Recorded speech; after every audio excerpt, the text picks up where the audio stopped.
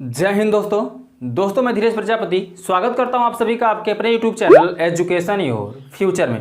तो दोस्तों इस वीडियो में मैं आपके लिए लेके आया हूं चैप्टर नंबर 14 समतल पृष्ठों पर प्रकाश का परावर्तन। चैप्टर नंबर 14 है दोस्तों समतल पृष्ठों पर प्रकाश का परावर्तन। तो मैंने दोस्तों जितने भी थियरी थे सब लिखा दिए हैं, यदि आपने नहीं देखा है तो डिस्क्रिप्शन में सभी का लिंक दिया गया, आप वहां से जाकर देख सकते हैं। इस वीडियो में मैं आपको न्यूमेरिकल्स कराने वाला हूं। इस वीडियो में सिर्फ 3 न्यूमेरिकल्स हैं, यानी आपके सिलेबस में सिर्फ 3 न्यूमेरिकल्स हैं और तीनों को मैं यहाँ पर बताने वाला हूँ। ठीक है, तो वीडियो में शुरू से लेकर अंत तक बने रहे। चलिए मैं न्यूमेरिकल्स पहला बताता हूँ दोस्तों। पहला न्यूमेरिकल्स है क्या, देखिए बोला इसमें यदि किसी समतल पृष्ठ पर आपतित किरण अभिलंब के साथ 60 अंश का कोण बनाती है तो परावर्तित किरण अभिलंब के साथ कितने डिग्री का कोण बनाएगी। दोस्तों बहुत सिंपल सा क्वेश्चन है, ध्यान दीजिए। एक समतल आप पृष्ठ बनाइए पहले। चलिए एक समतल पृष्ठ मैंने यहां पर बना लिया, ठीक है। अब आपतित किरण होता है, ये परावर्तित किरण होता है और बीच में क्या होता है, अभिलंब। मैंने आपको बताया थियरी में पहले से ही बताया, ठीक है, और ये भी बताया था कि बहुत इंपॉर्टेंट है। तो ये होगा आपका आपतित किरण, यहां पर लिख लीजिए आप आपतित किरण, ठीक है।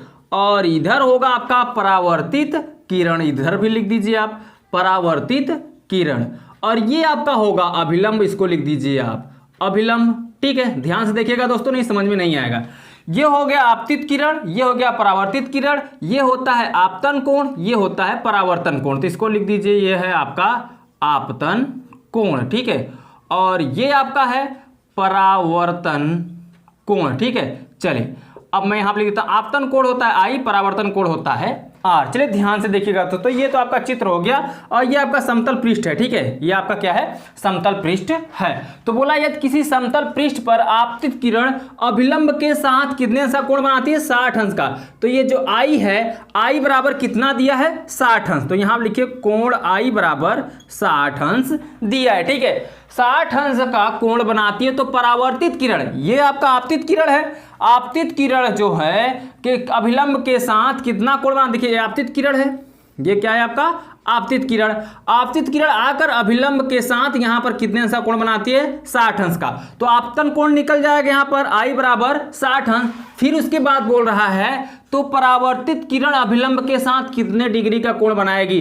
तो ये परावर्तित जो किरण है यानी जाती हुई किरण है, अभिलंब के साथ कितने अंश का कोण बनाएगी, ये आपको बताना है। तो मैंने प्रकाश के परावर्तन का दूसरा नियम आपको बताया था कि आपतन कोण परावर्तन कोण आपस में क्या होते हैं, बराबर होते हैं। मैंने आपको बताया था दोस्तों प्रकाश के परावर्तन के नियम में आपतन कोण आई बराबर परावर्तन कोण आर आपस में क्या होते हैं, बराबर होते हैं। तो ध्यान दीजिए, द्वितीय नियम से यहां पर लिख दीजिए प्रकाश के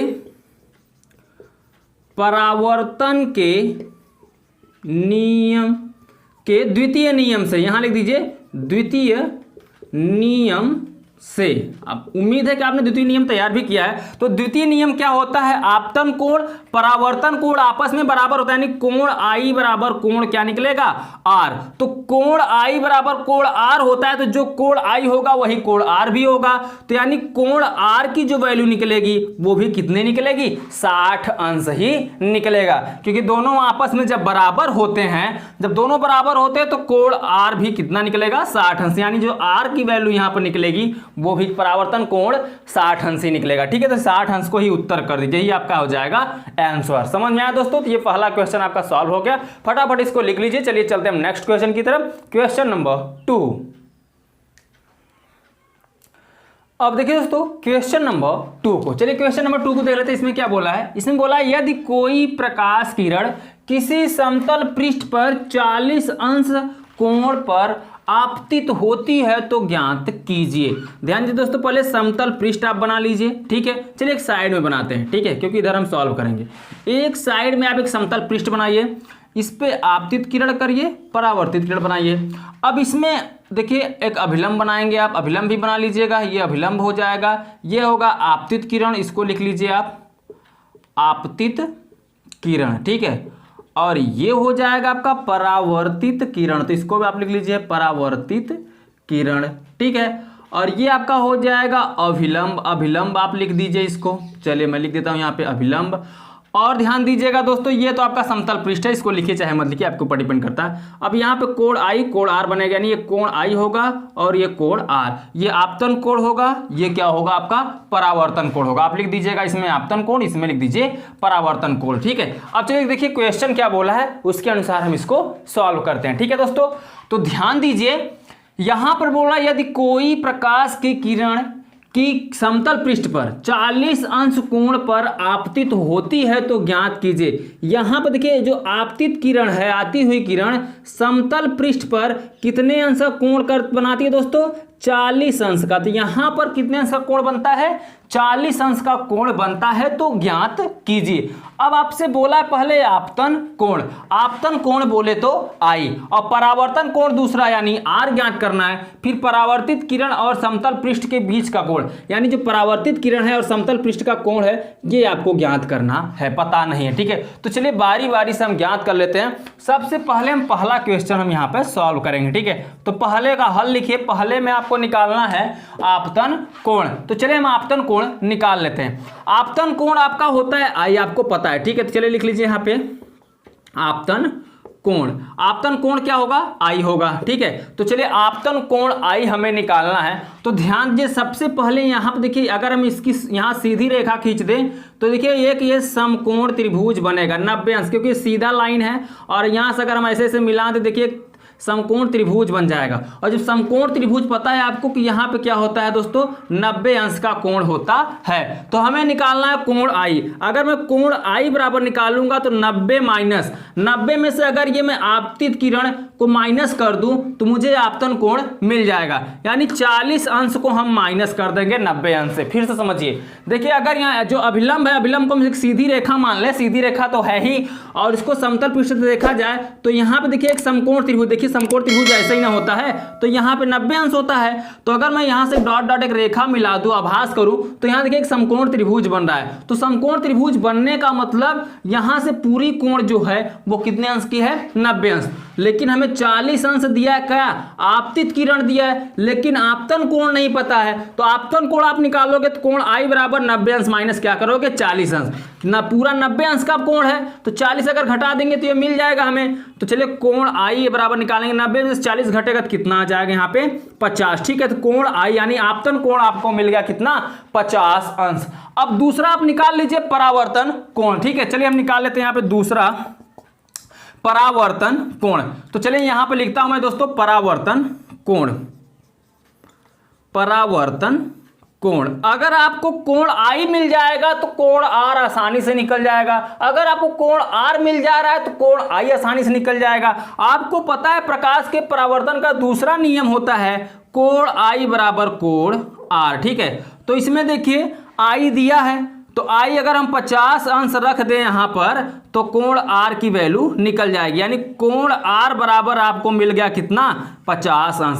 आपको पता है कि जो कोण आई होगा वही कोण आर का भी वैल्यू होगा, क्योंकि द्वितीय नियम कहता है प्रकाश के परावर्तन का कि आपतन कोण परावर्तन कोण आपस में समान होते हैं। तो यहां पर कोण आर भी आपका निकल जाएगा 50 अंश, ठीक है। तो इसको बना दीजिए 50 अंश। अब आपको निकालना है परावर्तित किरण और समतल पृष्ठ के बीच का कोण, यानी अब ये कोण आपको निकालना है जो पता नहीं है। तो यहां से अब 90 अंश बनाएंगे, समकोण त्रिभुज देखेंगे, देखिए यहां से समकोण त्रिभुज आपको दिख रहा है ये सीधा, तो अगर यहां डॉट डॉट करेंगे समकोण त्रिभुज बन जाएगा। तो पूरा कोण यहां से लेकर ये क्या हो जाएगा 90 अंश, लेकिन ये आपका दिया गया 50 अंश निकल चुका है, तो बचा यही सामने ही बचा है, तो आप इसको निकाल लीजिए। चलिए हम तीसरे क्वेश्चन को यहां पर सॉल्व कर लेते हैं। तो तीसरे क्वेश्चन को जब सॉल्व करोगे तो क्या निकाल लोगे, ये आप परावर्तित किरण, यहां पर बोला है परावर्तित किरण और समतल पृष्ठ के बीच का कोण।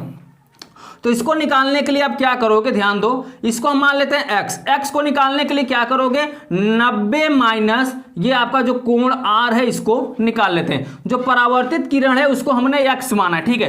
तो x बराबर निकालोगे 90, यहाँ कोण कितना है दोस्तों 90 अंश, और कोण आर है, तो कोण आर आपका कितना निकला है 50 अंश, तो यहाँ लिख दीजिए 50 अंश। तो x बराबर निकालोगे 90 में से 50 घट जाएगा, बचेगा 40 अंश। तो तीसरा भी आंसर आप गया आपका कितना 40 अंश, ये 50 अंश, ये भी कितना 50 अंश। और देख आपको पता है कि एक सीधी रेखा पर कितने अंश का कोण बनता है 180 अंश का। और देखिए जोड़ लीजिए 180 अंश आएगा, देखिए 40 40 80 50 50 100, तो 100 और 180 जोड़ेंगे तो 180 हो जाएगा। तो निकल गया ना दोस्तों, ये आपका आंसर हो जाएंगे तीनों। ये पहला आंसर हो जाएगा, ये आप दूसरा आंसर हो जाएगा, और ये आपका तीसरा आंसर हो जाएगा। समझ में आया दोस्तों? तो चलिए दोस्तों हम चलते हैं नेक्स्ट क्वेश्चन पर, इस चैप्टर का लास्ट क्वेश्चन, क्वेश्चन नंबर 3।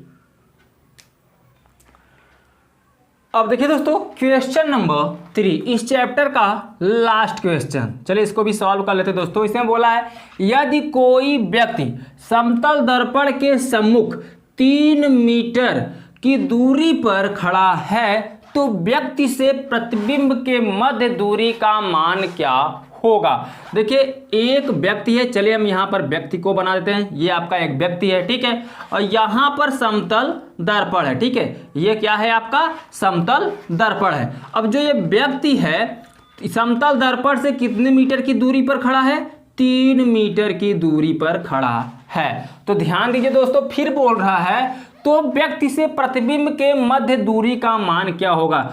तो चलिए इसको हम सॉल्व कराते हैं। पहले दिया है व्यक्ति समतल दर्पण के सम्मुख 3 मीटर की दूरी पर खड़ा है, तो व्यक्ति कितना खड़ा है दोस्तों, व्यक्ति समतल